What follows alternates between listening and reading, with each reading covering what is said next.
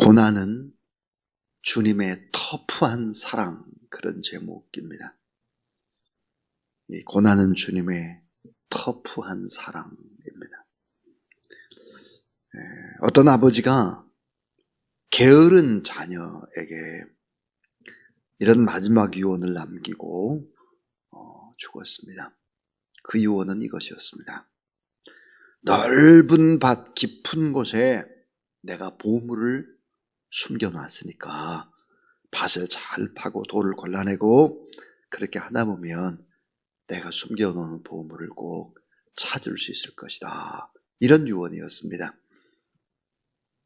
자, 이 자식은 그 보물을 찾고 싶어서 땅을 파고 또 파고 계속해서 파면서 돌을 골라내고 그런 작업들을 했습니다. 아무리 돌을 골라내고 또 파고 파도 보물은 나오지 않았죠. 나중에 시간이 지나서 알고 보니까 아버지는 자식에게 땅을 파고 돌짝밭을 잘 일구게 되면 이런 부지런함을 통해서 근면과 성실함을 통해서 결국은 옥토밭이 되고 그리고 많은 수확을 얻게 된다라는 이 진리들을 가르치기 위한 것이었습니다. 자, 농부는 훗날 부자가 됐죠. 그리고 아버지에게 배운 삶의 자세, 성실과 근면의 자세로 큰 부자로, 거부로 살아갈 수 있었다 그럽니다. 자, 오늘 우리가 삶의 태도가 어떨까? 이 삶의 태도는 너무너무 중요하죠. 아버지가 아들을 바라보는 그런 뭔가를 주고 싶어서 때로는 이렇게 조금 전에 유언을 남긴 아버지 같이 그렇게 우리에게 말씀할 때가 참 많죠. 아버지의 마음을 뒤늦게 아는 것입니다. 시간이 지나고 나서 아는 것입니다. 아버지가 이랬구나. 하나님이 이런 분이셨구나 하는 거죠. 자, 오늘 욥의 고난당하는 문제도 똑같습니다. 자, 이 욥이 엄청난 어려움을 당할 때 엘리후의 변론이 이어집니다. 이 엘리후의 변론은 성경이 말하는 고난과 다릅니다. 자, 오늘 이 본문 속에서 우리는 아주 중요한 몇 가지 진리를 배우게 됩니다. 그 첫 번째 하나님의 말씀은 성도는 고난받는 것이 당연하다고 말을 합니다. 고난받는 것이 당연하다. 고난이라는 것은 터프한 하나님의 사랑이기 때문입니다. 성경에 말하는 고난당하는 이유, 왜 고난을 당할까? 우리가 다음과 같은 이유 때문입니다. 5가지 이유 때문에 고난을 당한다 그래요. 그 하나가 뭘까? 애매하게 고난을 당할 수 있다. 애매하게. 베드로전서 2장 19절 애매히 고난을 받아도 하나님을 생각함으로 슬픔을 참게 되면 이는 아름답다. 애매한 고난을 받을 때도 주님을 생각하고 참으라. 그럼 이건 유익된 거다. 그랬습니다. 또 하나는 죄 때문에 징계로 받는 고난이 있다 하는 것입니다. 죄를 지어서 징계로 고난을 받는다는 거예요. 그런데 이 죄 때문에 고난을 받는 것도 사실은 축복이다. 왜 그럴까? 징계가 없게 되면 사생자와 같기 때문이다 하는 것입니다. 자, 죄 때문에 징계로 고난을 받는다면 이것도 자녀이기 때문에, 사랑하기 때문에 주는 축복이다 하는 거죠. 더 나아가서 성경에 말하는 또 하나의 고난은 선을 행하다가 고난을 받는다 하는 것입니다. 자, 사랑을 하고 섬기고 도와주고 축복하고 그러다가 고난을 받는 거예요. 보통 그런 얘기 하잖아요. 오지랖이 넓어서 이 사람 도와주고 저 사람 도와주고 그러다가 이상한 사람 취급받고 막 이런 거 많잖아요. 선을 행하다 고난 받는다. 근데 성경은 점입가경이죠. 점점점 고난의 단계가 높아집니다. 자, 애매하게 고난받는다. 죄 때문에 징계로 고난받는다. 선을 행하다 고난받는다. 좀 더 높은 단계가 뭘까요? 그거는 스스로 내가 선택하는 고난입니다. 스스로 선택하는 고난.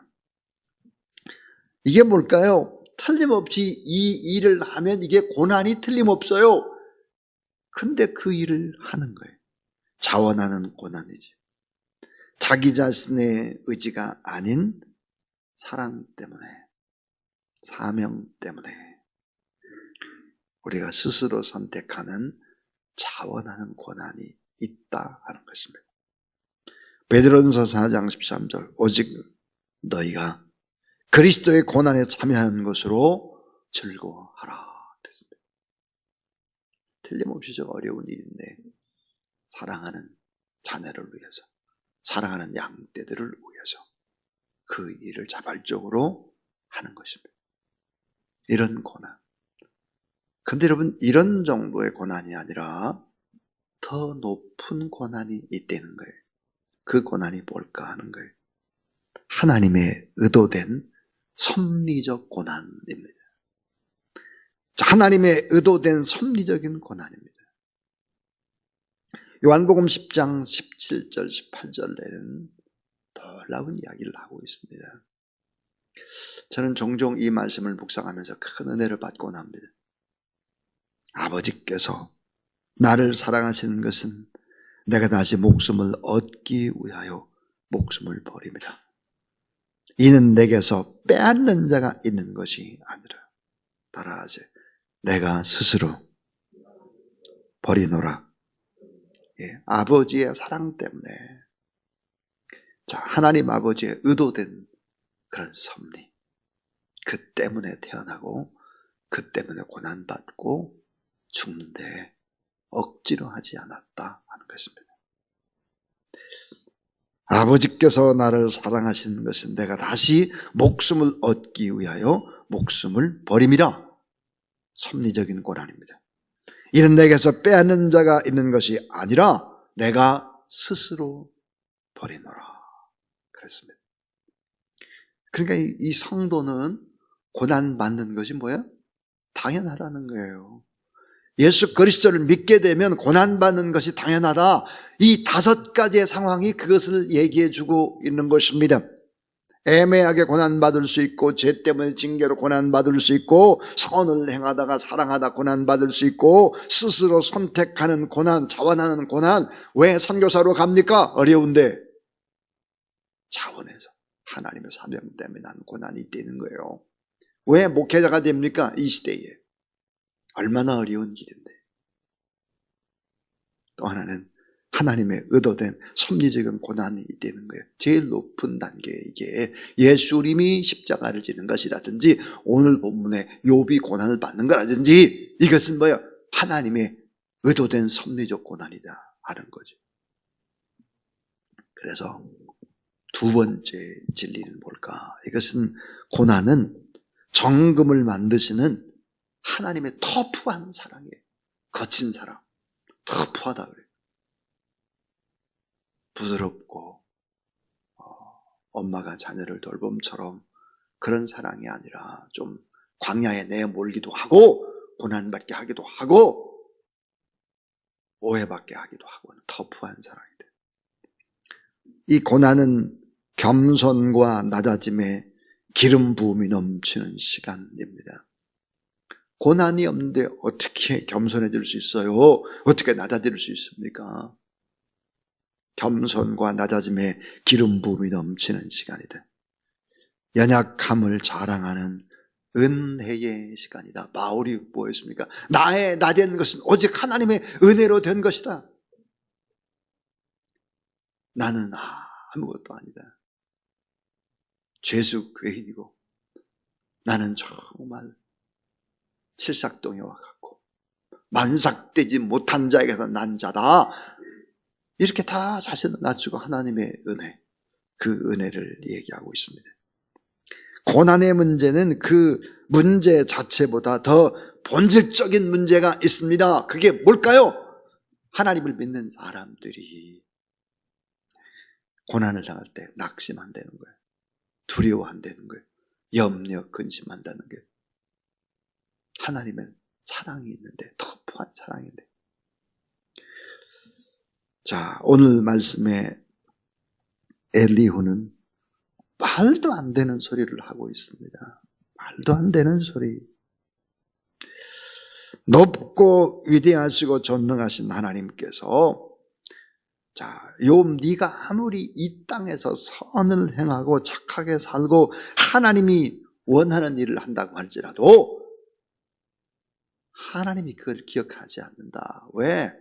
너와 하나님은 하늘과 땅만큼 차이가 있기 때문에 아무런 영향을 끼칠 수 없다고 항변하고 있는 것입니다. 자, 오늘 5절 한번 보세요. 5절. 그대는 하늘을 우러러 보라. 그대보다 높이 뜬 구름을 바라보라. 6절.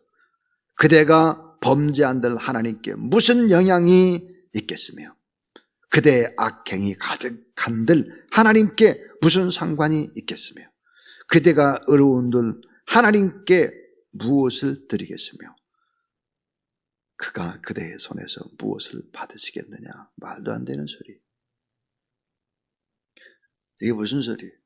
우리가 악행을 저질러도 하나님은 너보다 훨씬 높기 때문에 그 기억 안에 선을 행해도 뭘, 하나님이 절대 선인데 네가 행하는 선 그거 중요하게 보는 게 아니야. 말도 안 되는 소리죠.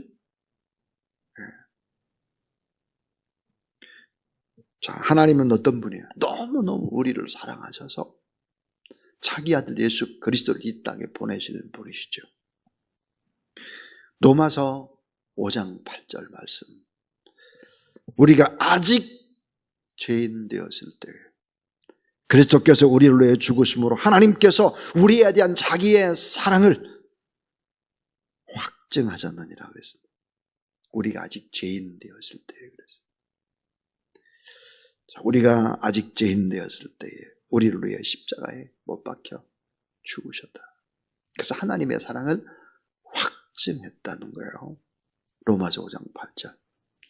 이 말씀은 제가 레마의 말씀처럼 받아들이겠고, 제가 대학을 다니면서 내가 목회자가 돼야 되겠다라고 결심하게 만든 그런 핵심의 말씀이기도 합니다. 저는 대학을 다닐 때 별명이 있었습니다. 목사였습니다. 네. 저를 보고 목사라고 불렀습니다. 저 대학 2학년을 마치고 난 다음에 내가 목회자가 돼야 되겠구나. 로마서를 읽으면서 가슴에 그렇게 와 닿을 수가 없었습니다. 로마서 5장 8절. 우리가 아직 죄인 되었을 때, 로마서 5장에는요 놀라운 세 가지가 나옵니다.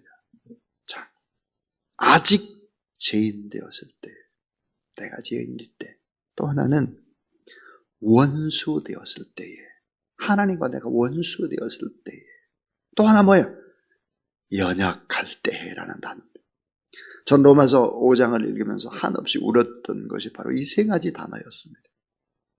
내가 죄인 되었을 때, 원수 되었을 때에, 내가 너무 연약할 때, 다 깨지고 부서졌을 때, 하나님께서 나를 사랑하사 자기 아들 예수 그리스도를 십자가에 못 박고 나를 사랑한다는 확증을 보여주셨다라고 하는 이 진리가 가슴으로 와 닿기 시작을 하는데 눈물을 흘릴 수밖에 없었습니다. 하나님 왜 저를 사랑하십니까? 그래서 결국은 대학을 다니면서 복음을 전거하는 일들, 이 일을 위해서 온 힘을 다 했던 것 같습니다. 이 고난은 정금을 만드시는 하나님의 터프한 사랑입니다. 터프한 사랑. 오늘 엘리후의 문제는 뭘까? 이런 의도된 하나님의 섭리적인 고난 앞에 욥을 향해서 딱 외치는 거예요. 회개하라! 여러분, 우리가 고난받는 사람한테 하지 말아야 될 말이 두 가지가 있는데요. 오늘 본문에 보면 두 가지 얘기를 하고 있어요. 하나는 뭐야? 회개하라! 여러분, 고난받는 사람한테 회개하라고 외치면 안 됩니다. 스스로 깨달을 때까지 기다려야지. 회개하라. 엘리후가 지금 막 요백에 외치는 거 보면 회개하라. 또 하나 어떤 말이었는가? 하나님은 너에게 관심이 없어. 그 말이. 오늘 본문이 그거예요. 하나님은 너한테 관심이 없어. 이게 얼마나 엄청난 저주입니까? 자, 마지막 세 번째, 더 놀라운 진리. 그것은 고난의 경험이 다른 이를 위로하는 눈물이 된다 하는 것입니다. 고난의 경험이 다른 이를 위로하는 눈물이 된다 하는 거예요. 내가 고난받지 않고 어떻게 사람들을 사랑할 수 있습니까? 내가 아파보지 않고 어떻게 다른 사람의 아픔에 내가 동참할 수 있습니까? 불가능합니다. 그래서 고난의 경험이 다른 이를 위로하는 눈물이 되는 것입니다. 그래서 주의 종들은 어려도 이런 과정을 거치게 되어 있고, 또 교회의 장로님들이나 권사님들이나 안수집사님이나 이런 직분자들이 귀한 것은 뭘까? 이런 과정들을 거쳤기 때문에 그런 거죠. 욥이 하나님 앞에 부르짖어도 응답되지 않는 이유를 엘리후는 뭐라고 얘기하고 있느냐? 하나님의 섭리적인 고난이 아니라 네가 하나님 앞에 돌아가지 않는 교만 때문이다. 네가 하나님을 떠났기 때문이다. 이렇게 엘리후는 진단을 하는데 엘리후의 진단은 틀렸습니다. 지금 모든 것을 다 잃고 힘들어하고 고통받는 사람에게 이런 얘기를 해서는 안 되는 거죠. 아무 소리 하지 않고 오히려 그냥 눈물을 흘려줘야 합니다. 하나님의 특별한 섭리가 있음을 믿으면서 인내하고 있는 사람과 함께 조용히 인내하는 것이죠. 스스로 해결할 수 없는 문제에는 하나님의 깊은 뜻이 숨겨져 있고 하나님의 섭리적인 것이 있다. 이런 것들을 알 수 있도록 그렇게 중보기도 하는 것입니다. 고난에 대한 우리의 반응이 이 사람 저 사람 찾아다니면서 막 사람에게 떠들고 이야기하고 사람 먼저 찾아다니고 전화하고 카톡하고 자기가 하고 싶은 대로 다 할 수 있는 방법 다 쓰고 안 되면 그때서 하나님 앞에 기도하는 것이 아닙니다. 그런 방법 쓰는 게 아니에요. 무슨 일이 있으면 먼저 하나님 앞에 사람에게 막 떠들고 뭐 이런 게 아니고 하나님을 먼저 바라보고 내가 할 수 있는 방법 다 하고 안 되니까 마지막으로 울며 불며 하나님을 찾는 방법, 이런 방법을 써서는 안 되는 것이다 하는 것입니다. 시련의 바람이 불어올 때 가장 먼저 해야 할 일이 뭘까? 하나님을 찾는 겁니다. 그리고 하나님 앞에 막 때로는 어때요? 따지고 하나님 왜 이러세요 저한테? 여러분 참 중요한 말이 하나님 앞에 팍 하나님 왜 이러세요? 좀 나를 힘들게 하는 저 사람 좀 어떻게 좀 해주세요. 팍 이런 게 뭐죠? 탄원입니다. 탄원. 여러분 하나님 앞에 탄원은 이게 놀라운 기도가 됩니다. 그러나 여러분 이런 나쁜 이야기를 사람들에게 하면 그것은 엄청난 그게 뭐예요? 고통이에요. 하나님을 바라보고 탄원을 해야 합니다. 탄원. 이 탄원은 결국은 나를 아름답게 변화시키는 것이죠. 오늘 말씀 10절을 한번 보시죠. 10절.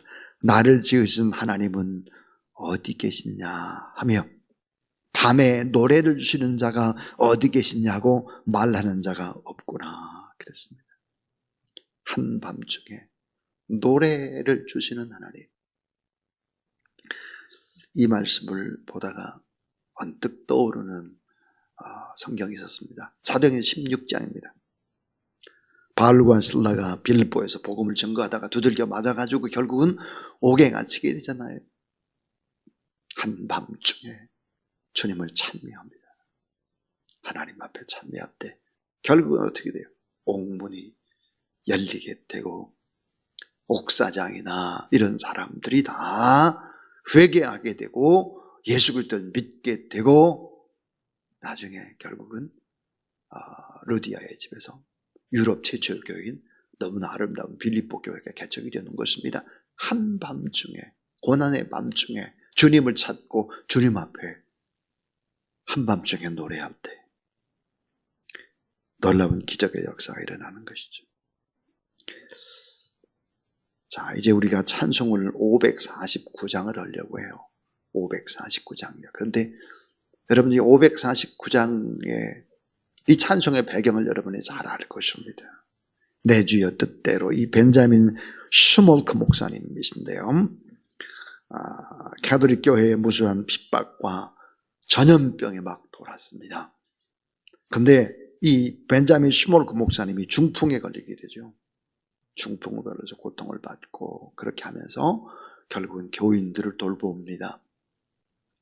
자, 교인들을 흑사병에 걸려 있고 그 다음에 가톨릭 교회에 핍박이 있고 그 교인들을 돌보고 신방을 하고 그리고 돌아왔습니다.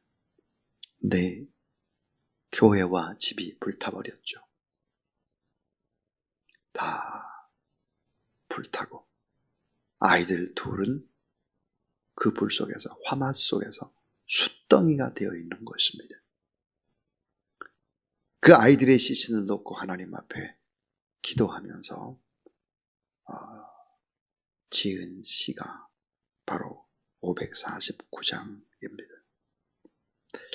자, 549장 찬송 욥의 마음을 가지고 하나님 앞에 찬양 드리겠습니다.